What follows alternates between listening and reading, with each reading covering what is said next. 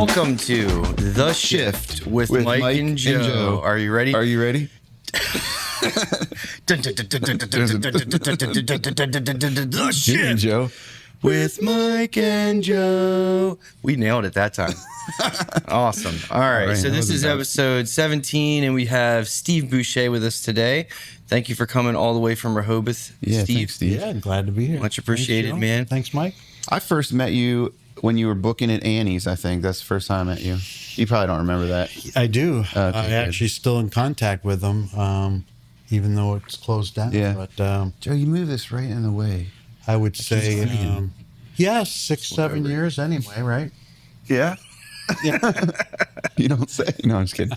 Yeah. I'm sorry. It's okay. We're good. We can work it out. Well, I mean, we can take a quick break to adjust it if you want to. Nah, I don't know. We can work it out. Are you good?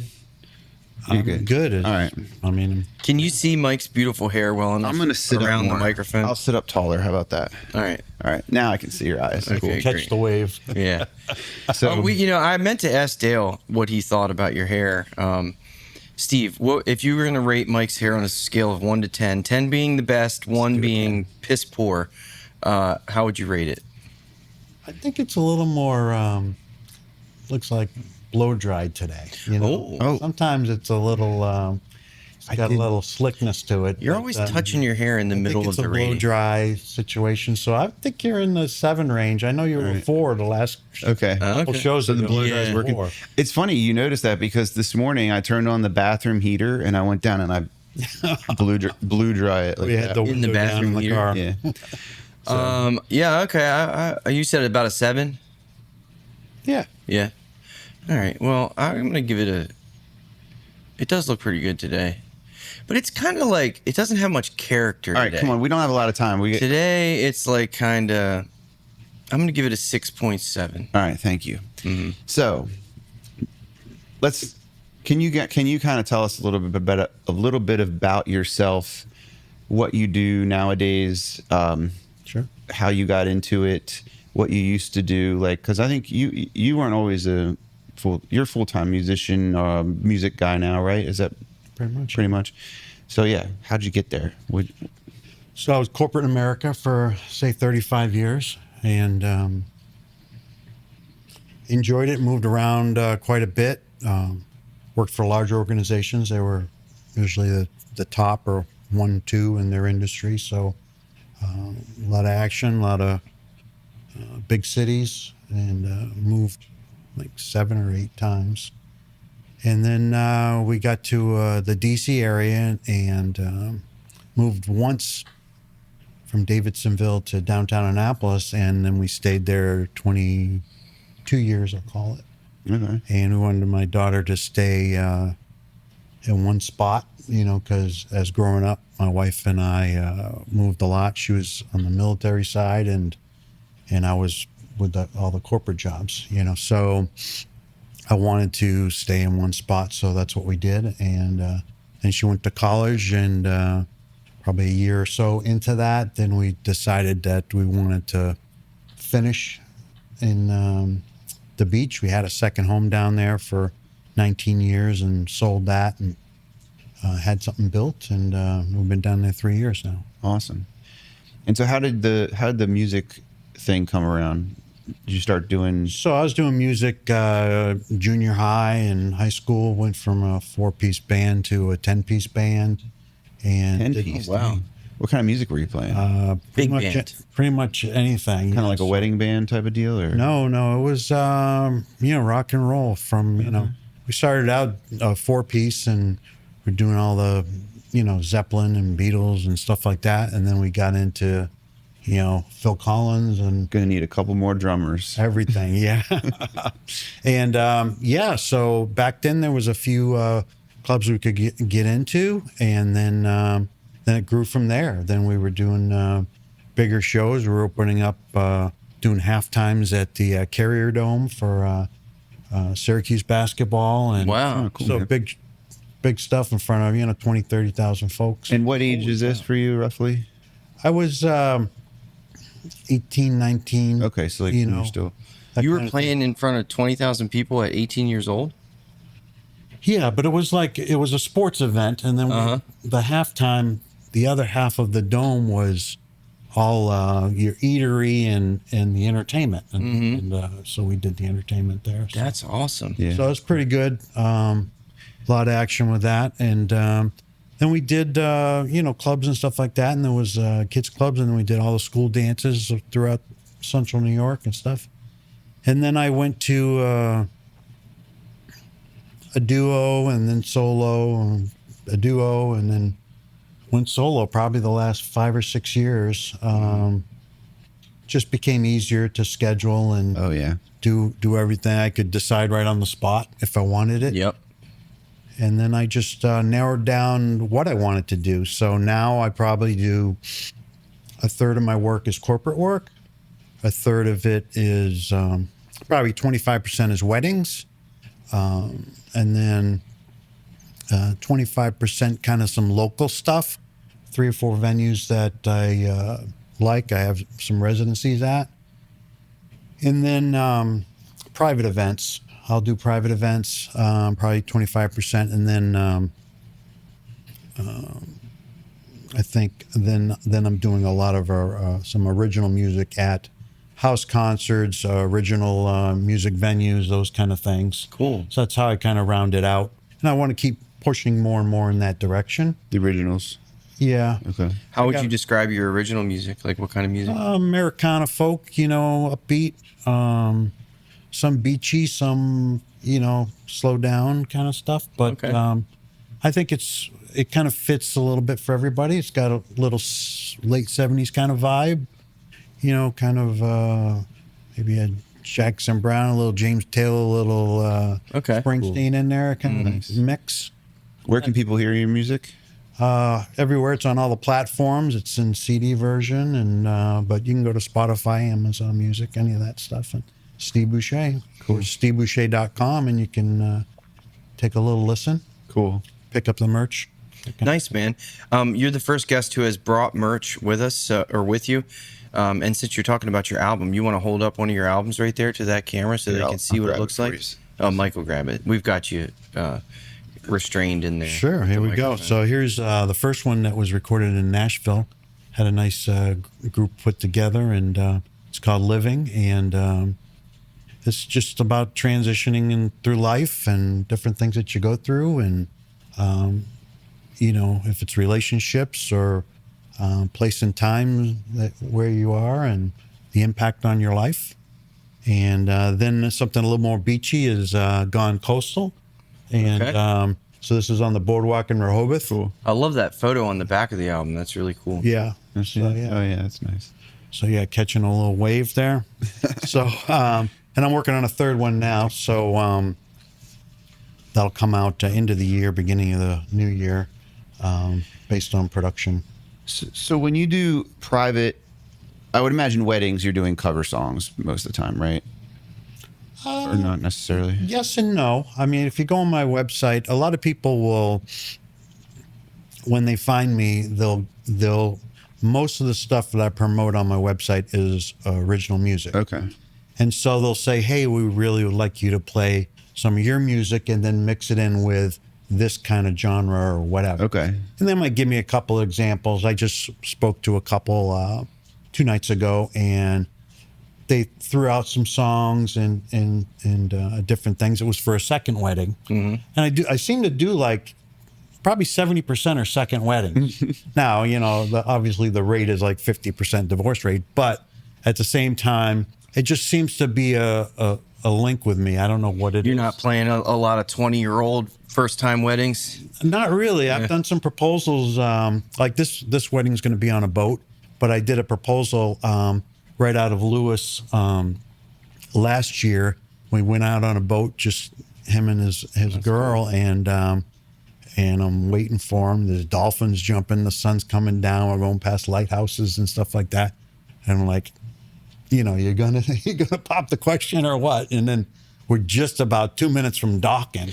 Oh, it was a proposal. He Okay. proposed. How did they explain how did missed the that guy part. explain your presence there? Like, we're just going to bring this. Yeah, it's just the captain and me. That was it, right? Wow. And I'm playing 40 minutes or 45 minutes of love songs. You know, you get the idea. What's happening. Okay, so you were playing the whole time. You weren't just standing there waiting. I was up on the deck. You were just there hanging out. Yeah, and that's what I was picturing. Like, you weren't going to start until the proposal happened. I think he sold it to her as a sunset cruise kind of thing. It was like hiring a photographer to just stand there in the corner of the boat. Just ignore him. What's this guy here for? Yeah. And I ended up taking pictures and stuff for him the whole time. That's too. awesome. So it was really, so I think a lot of my private stuff is very emotional kind of events. Mm-hmm. So it's either wedding receptions or 50th anniversaries, those kind of things where there's a lot of emotion, a lot of family, a lot of ties there. So it's a big impact. So it's feels good for me too. Mm-hmm. Yeah. And it's a whole different, engagement level. You're leaving and everybody's hugging and everybody's contacting you. You're getting rave reviews and all that because you made a big impact in an emotional way. And Yeah, that's a good feeling. And so it's so much different than, say, a bar gig. Yeah. Yeah, absolutely. So I've kind of faded most of those out. And there's a few that I'll do, but most of them are different venues that are either an upscale kind of restaurant kind of thing or the private events, the weddings. I do a lot of beach weddings. So that's not bad, playing in your bare feet. And, Yeah. Yeah. Yeah. and it's a great thing down there. Yeah. So what about with corporate stuff? What's the ratio of like covers to originals, or is it kind of the same vibe as? Yeah, they pretty much leave that to me. Okay. So last month I did the PGA in Philadelphia. I did the opening reception for the pros and the sponsors. Wow. Cool, man. That's interesting. And you're right. I mean, when would you think about knocking on that door, right? So, but they contacted me, the PGA, and They just contacted you. Yep. Wow. They looked and Did they say like where they found you or how they heard about you? they just Googled, I think, musicians in the Philadelphia area, and I advertised a few different, like that area, DC area, Rehoboth Beach area. That's cool, man. Nice. And they went to my website, and then they contacted me from there. So, and then you're talking about, it's just a different pay range and all that. Oh, absolutely, yeah. So, it's like, Well, playing all these 4 questions shows. that Mike just asked you are buttering you up to ask you he's trying to get to the bottom line. He wants to know what are your rates for I all already these know. various. I already know. Oh, okay. You But- already and know. I'm not going to ask you to Talked about divulge this that. kind of stuff in the past, and like I gave up something for today because I wanted to do this for. Oh man. And Well, thanks for doing Dude, that. you should have let me know. I would have covered it for you. Really sorry, Joe. well, I was a little bit above your rate, so I was like, I don't know if he's up for it. Oh, bro. I have no problem charging when it's right. Above your rate, Mike. No, I don't feel comfortable charging that much. Never have said. But yeah, it's just different. I mean, so the corporate ones, I do a lot of DC corporate ones, and so I got one next month coming up, rooftop. I do several rooftop events in That's DC. cool. Yeah. And you're looking down over the Rose Garden of the White House or the Convention Center or whatever, and they're usually tied to business convention centers, annual conferences, that kind of thing. There was a big convention I did the Philadelphia Convention Center not that long ago.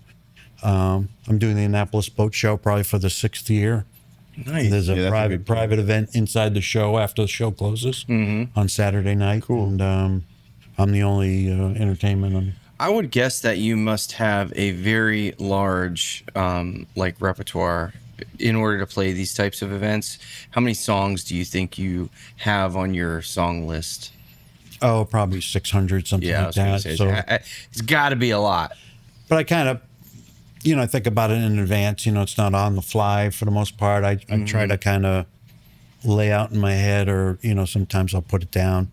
And like this is a French company that hires me for the boat show, and so probably the first year or two we talked about what they'd like to hear, and it's English bands, so it's the Stones and the Who and that kind of stuff. And people that are buying $4 million catamarans are a certain age group, for the most part. Yeah. And it's pretty good. And a lot of those things, I'm kind of the MC of those events as well. So I'm introducing different people or using my PA for speeches and stuff like that. So it's a bigger thing. So let's say I'm booked for 3 hours, I might play for 2. Same thing for a wedding. It's there's a lot of breaks and stuff. Yeah. And, so you're there to support the venue, set the vibe, control the thing. So I'm kind of like a / event planner in a sense. Sometimes, and then sometimes you just do your thing. You know? So, but I think there's a lot of flexibility with those as well. And, so anyway, it's definitely a mix, right? Yeah.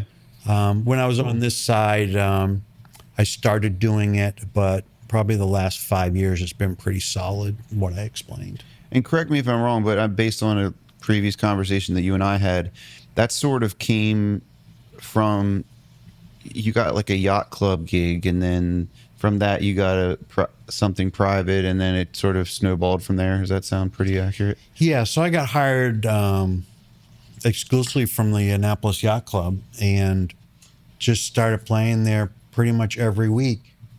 And then they started recommending me for all these other events, and then I started doing weddings for them, and it just became a pretty lucrative thing, and then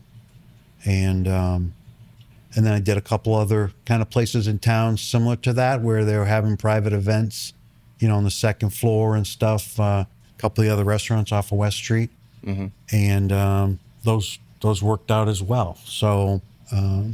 And a lot of those people, they talk to each other too. So, yeah, I mean, word of mouth is always the best form of advertisement. So I partially lied. I know that Mike wants to know the bottom line, but I'm also curious. So you may or may not feel comfortable discussing your rates on a podcast, which I totally understand. But if you do, would you mind sharing do you have set rates for a wedding or for corporate events, bar gigs, that kind of thing? It's usually based on hourly rates and then travel costs. So up until, I'd say about a year and a half ago, I would go up and down from Nashville to New York. Okay. So I would take some of the private events. Either I'd rent gear when I get there, or I would bring one of the Bose with me.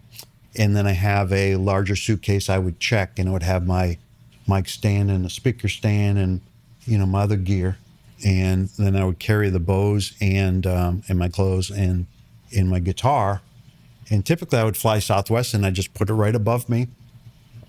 I'm in like pre-boarding or whatever. It's first 30 or whatever, so I'm always on. I throw it up top. Nothing's ever happened to it.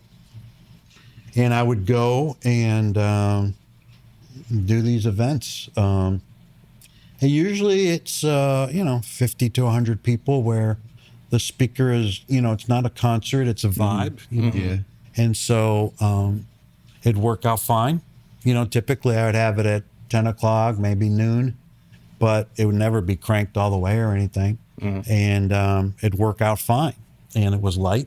And, it didn't cost me, I didn't have to rent. Probably 80% of the time I didn't have to rent.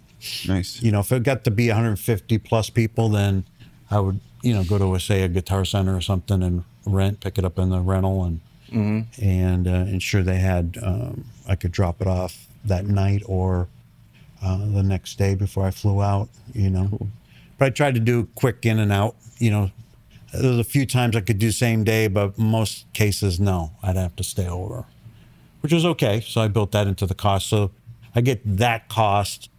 And then, I think it's typically, say 3 hours for 3 hours. It's usually about 4 times what a bar gig would be on average.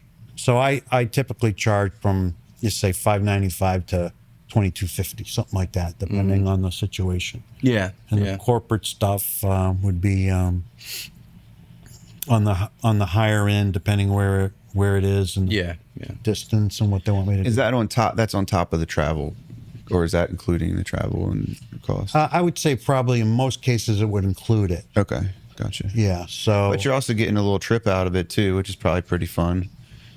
Yeah, Maybe. I mean, yeah, if you're single, yeah. Yeah, right. You know, but I just like getting on airplanes and staying in hotels. I think it's fun to a degree, but you know, becomes a job like any other to a certain extent.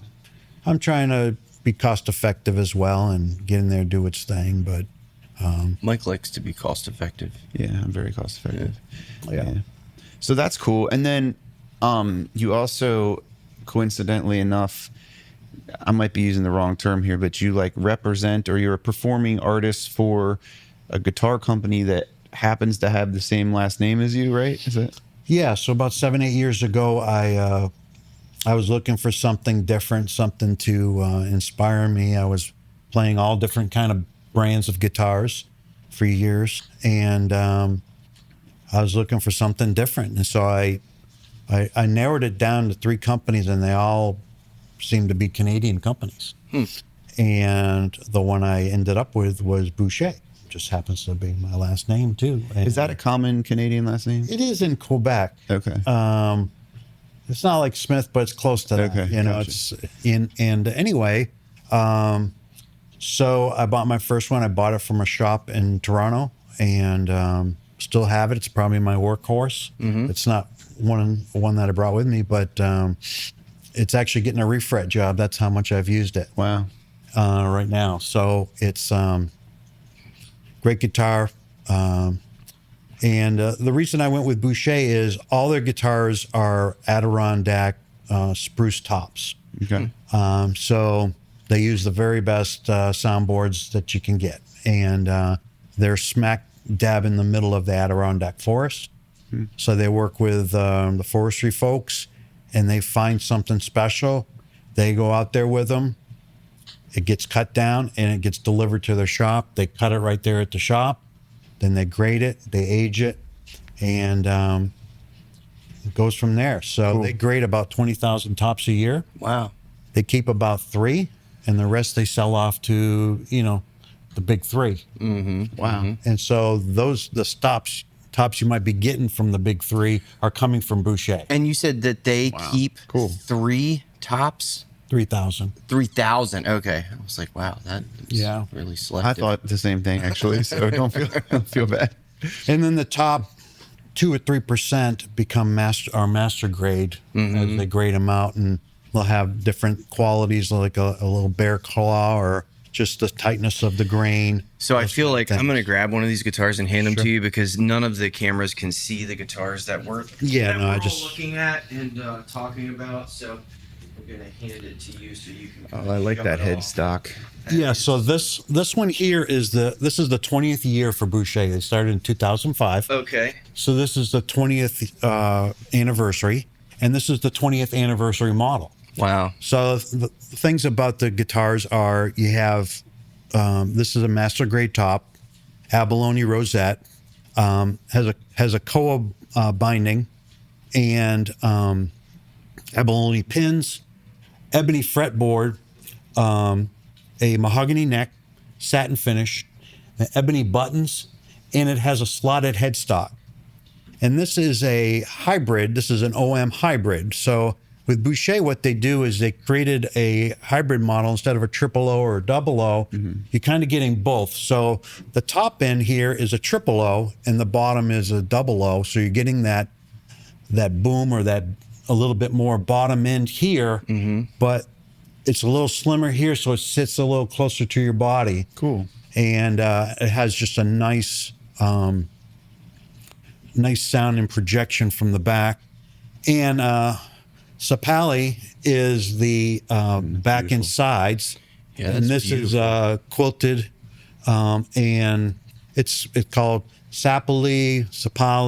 This is from the mahogany family, so it's African mahogany, and so it's a very direct, mid-range kind of sounding. Okay. And but these are very comfortable, and the top is torrefied. So they came up with a process. They worked with the University of Ottawa and came up with an artificial aging process for their soundboards. Okay. So they're aged and they're baked at a certain temperature to create this natural aging that gives you, let's say, like a 40-year-old guitar, brand new. Yeah. And for those of you that don't know, like a really good guitar will get better with age as the wood changes and opens up, right?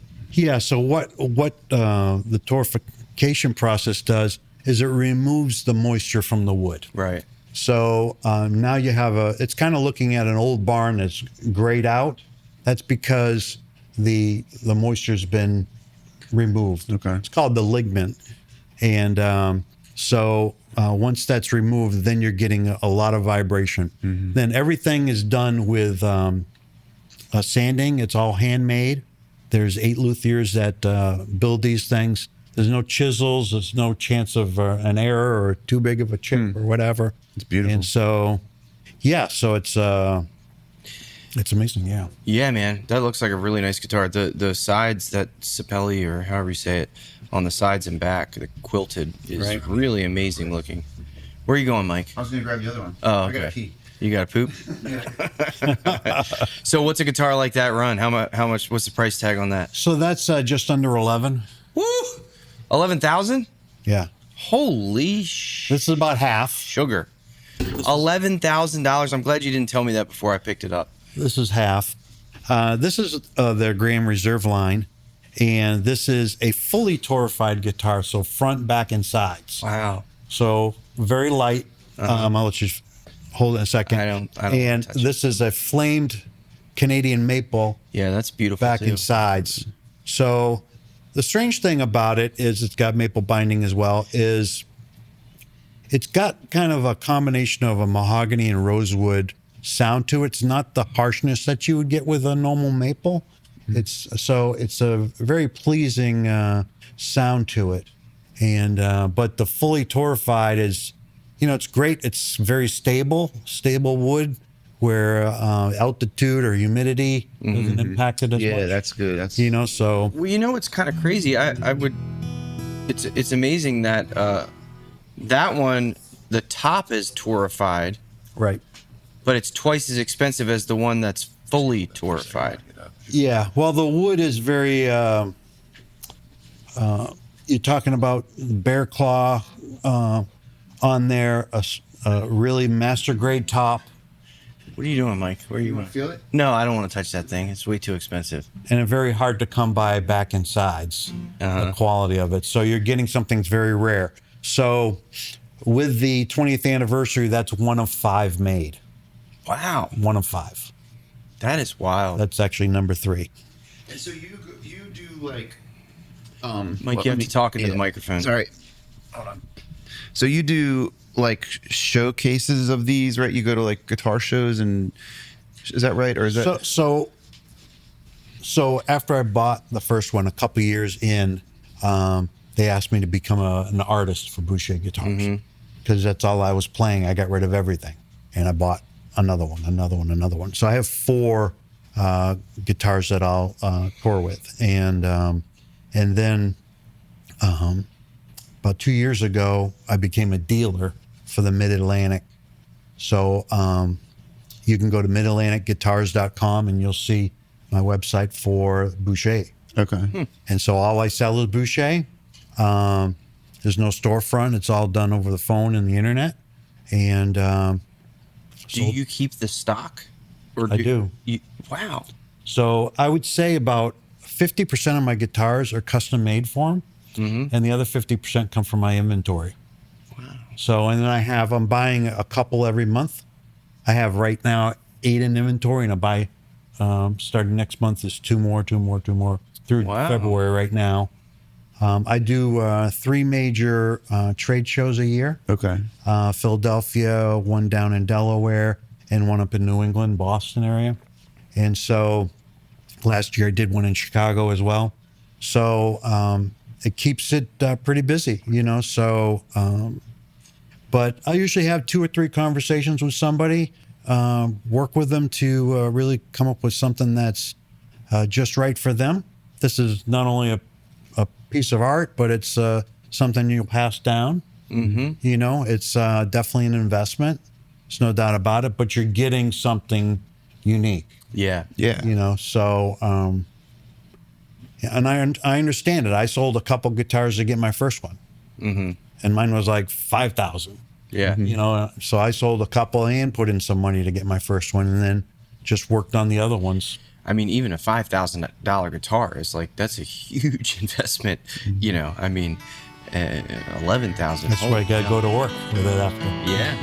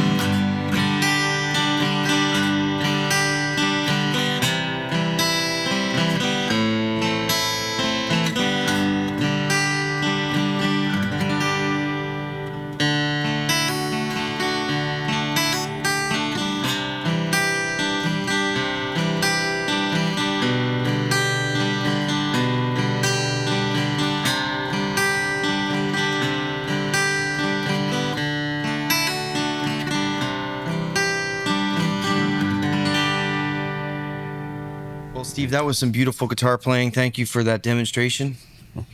Those things are, yeah. I was saying, I mean, I'll probably cut that part out, but like I was sitting behind you and it still sounded amazing. Like that really, you really tell the quality and craftsmanship with that thing for sure. So what do you do? Are we back on? Yeah, we're back on, Mike. So what do you do at like a trade show? Do you have it plugged in and you're playing it and people approach you, or do you just sit there and wait for people to come talk to you, or what? Like, how does that work? You know, really, I've developed a professional booth, so I have big backdrops, and I typically will rent 2 booths at a guitar show where there'll be, you know, let's say 50 to 100 vendors, so to speak. And they're guitar shops, they're manufacturers, whatever. And I'll have usually 3 chairs set up in this big U. And on the tables on the U is like three, like Guitar. yeah, guitars, like just 10 or 12 guitars. And then I'll have, you know, some of our, you know, stickers, guitar stuff, straps, all the stuff that we have.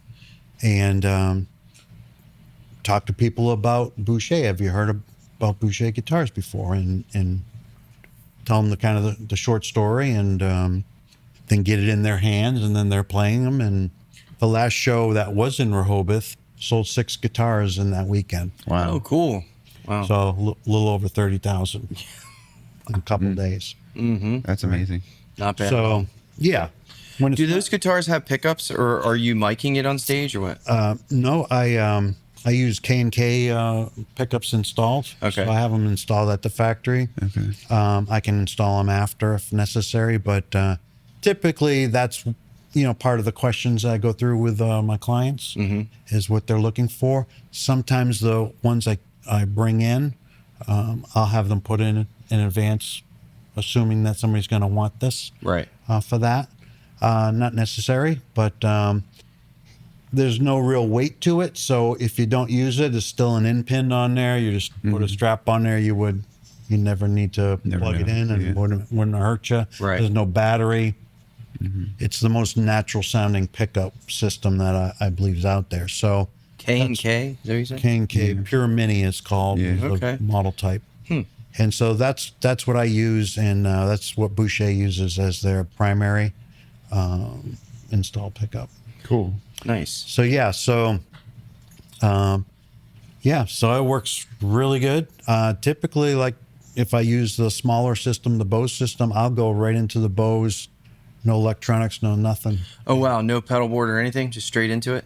Yeah. If I do a larger venue, I have what's called an acoustic soulmate. It's a all-in-one kind of board, and it's made in Sweden, and it's built like a tank, but it's got everything on there: compression and modulation and tuner, looper, and delay, boost, all that right on the one board, and I'll use that. That's cool. Reverb, and that'll be all I'll use. Other than that, I have a DI box with a little bit of an EQ, and then a tuner that I'll use in real small situations, smaller stages. So Cool. Keep it simple, keep it light. Do you, on that Bose system, you know how the inputs have like mic, they have like nothing or mic or guitar? Do you keep it on? What do you put it on? I keep that off. I just EQ it myself, because it seems like an EQ setting. I think that's what it is. Yeah, it's a preset. It's a preset. Yeah. It doesn't sound like, I tried both the mic one and the guitar one. I was it's a little dark for me, so I don't go crazy with anything, but I probably have the reverb on, say 3 or 4, and then everything else is like 1 o'clock, something like that, and it works fine because I really just want the natural sound. Yeah, of the guitar. That's what I was thinking too. There's only maybe a handful of shows that somebody hasn't come up to me and asked me about the guitar. So that's how much they acknowledge the sound that I'm getting or producing. Yeah, that's cool. I was recently, I don't know how I came across it on YouTube, but those clamp-on microphones for acoustic guitars, where I guess some people use them, I guess mainly for performing, like on stage, because why would you use that in a studio? You guys do you have any experience, or do you, Steve, with those? I do. There's like, say, James Taylor, he uses a 2 pickup system. One will be built in like the K&K, and then I have the mic, and then they can blend it. They can blend them both. Okay. And so that's typically what's happening. Cool. It's not necessarily just the external mic. Typically, it's a combination thing. It's like running stereo amps or something. Or running 2 different types, like a Princeton and a Deluxe or something. Right. Trying to get, or a Vox and a Fender or something. Try to get the best of both worlds or something. So that's typically what's happening. I think it's more than it's necessary, so I'm fine with what I'm doing. Well, hey, as long as it sounds good, right? And the internal pickup is certainly much easier to deal with. I don't know, this little clamp on, they look pretty cool, pretty easy to use. You just kind of clamp it on there. Yeah. You ever used one of those? No. No? I feel like I'd bump it. Yeah, it's kind of goofy looking, for sure. It's like hanging off the front of the guitar. But the YouTube video that I saw, he was like, look, you can put it on the bottom, or you can put it on this side, or you can put it down here or up here. Yeah, that's kind of interesting. There's always something. There's always something new to try. Always something, yeah. So it's interesting. But, So Steve, if somebody's in the Delaware Beach kind of area, where might they catch you playing live? Like, what are some of you mentioned you had some residencies and some bar areas that you play? Yeah, so besides the private events and weddings, corporate stuff, it would be, I have a residency that runs from September through June at Lefty's. Those are on Tuesday nights. I play at the Bethany Blues throughout the year. I'll be at Downtown Blues in Rehoboth on Saturday night. Are they related restaurants? They're related, and it's with the Starboard Group and out of Dewey. Okay. Yeah, they have they pretty much own Dewey, and then they own a little bit of Rehoboth and Lewis as well. So, and then Bethany, of course, is where Bethany Blues is, the original location. So those ones there, and in addition to that, I'll do stuff at some original venues.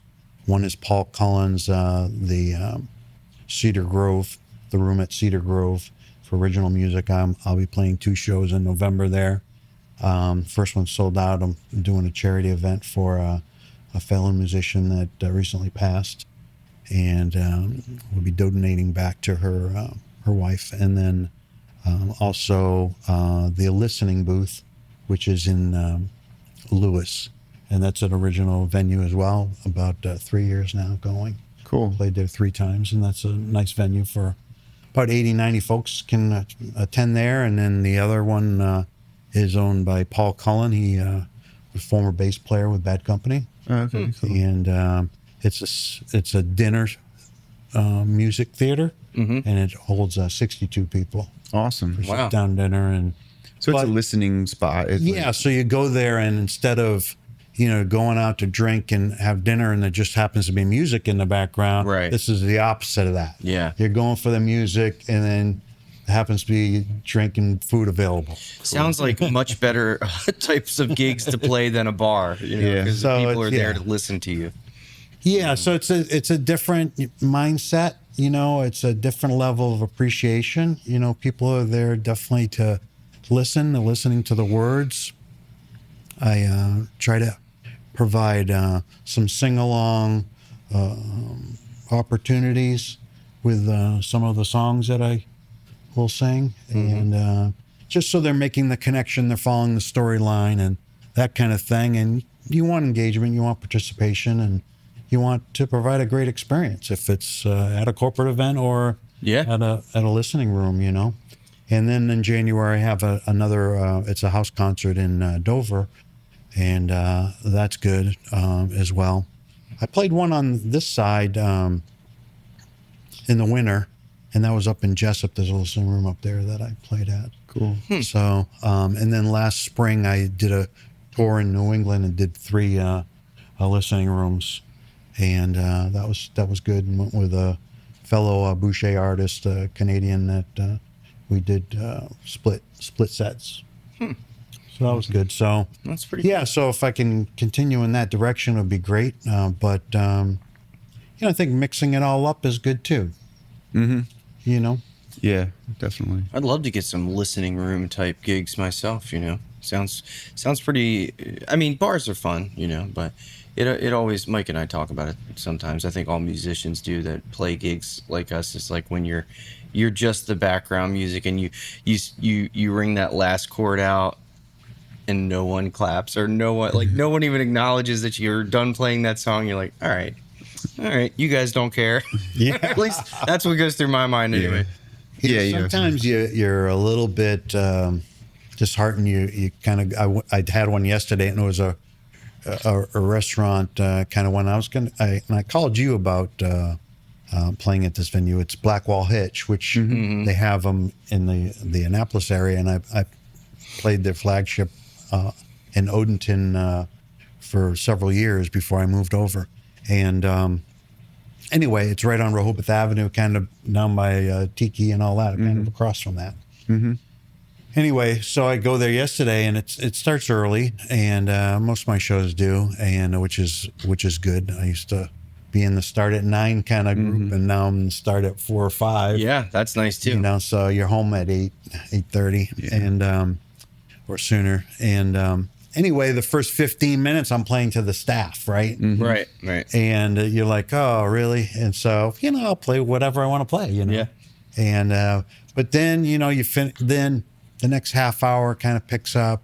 Then that next hour is really good, and then the last half hour is really starting to rock, and you're like, man, I don't really want to stop. Right? Yeah, So, I've had that happen. Yeah, it turns around quick, sometimes, and you just got to kind of hang in there, stay positive about it, and remember that. It's kind of like, golf or anything where you have a bad shot or something, just get up again, get up again. So, but there's hey, I'm glad that down there is doing well and appreciating music, and a lot of more places are doing it, and seeing it as a critical part to their success, and that makes it good for us. I love playing in Rehoboth. That's like my favorite gigs. I don't know. I just really seem to be able to connect with the audience very easily. I'm sure part of it is like it's a vacation vibe or whatever. But I mean, it's a vacation vibe around here too, and I've never had a gig in Rehoboth that wasn't like at the end of the night, like I felt kind of pumped up, They're always good there for some reason. I don't know. It's just a good Everybody, crowd. It's real friendly. It's real relaxed, very stress free, and I don't really feel a lot of egos. Yeah. And so it's just that kind of vibe. So it kind of lends itself to the music, and you're just, they're already up here. You just take them up a little bit higher. Yeah, that's true. Yeah. You know, you don't have to bring them the whole thing. You're kind of playing on the 20-yard line. Yeah. You just got to get it inside, you know, inside the 20. And so they're already feeling pretty good. And then that's what gets the participation and everything else. Yeah. So, yeah, it's I'm sure it would be that way if you're playing down in the Keys or something. Yeah, you know? sure. Yeah, probably a similar kind of vibe down there. Yeah. Joe, why were you laughing when I was talking? Because I was going to make some inappropriate jokes about why you love Rehoboth gigs so much. Okay. And how you felt pumped up at the end of the night.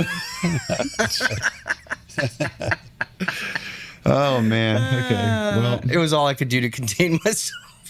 you're really happy with that. Yeah. That's pretty good. Okay. Yeah. Funny. It would have been funny. It would have been. But, well, But it's all good. I like coming back here. I don't get to do it too much on the smaller venues. I used to do the Middletons and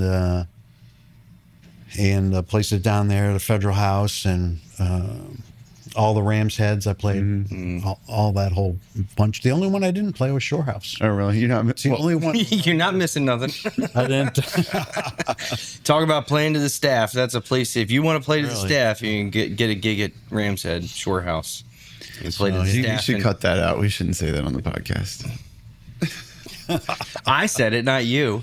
They pay well at Ramshead Shore House. Yeah, they I'll do. give They them pay a good amount to sit there and play to the staff.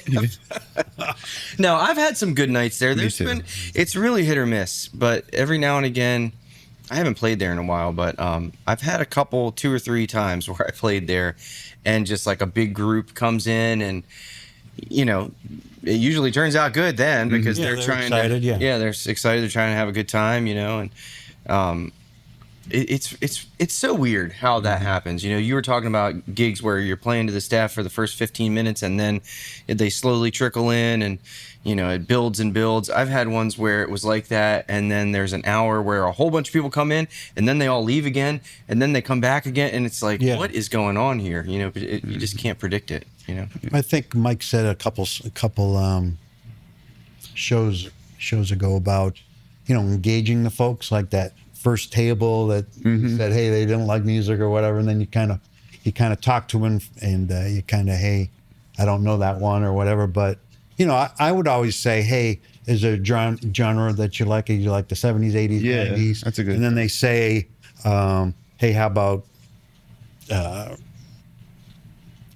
Randy Travis or something? Because I remember he did one, and then they might say something that you don't know, but how about this? You know, so you can transition that pretty quickly. A lot of people, so when I take a break, I'll make the rounds. Hey, you having a good time, especially at the residency place, because I try to get them.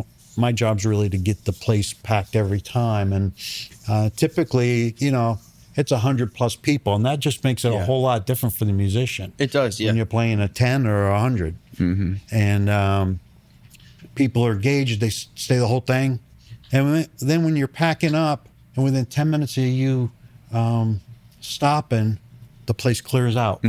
That's a good sign. Right? It is a good sign, yeah.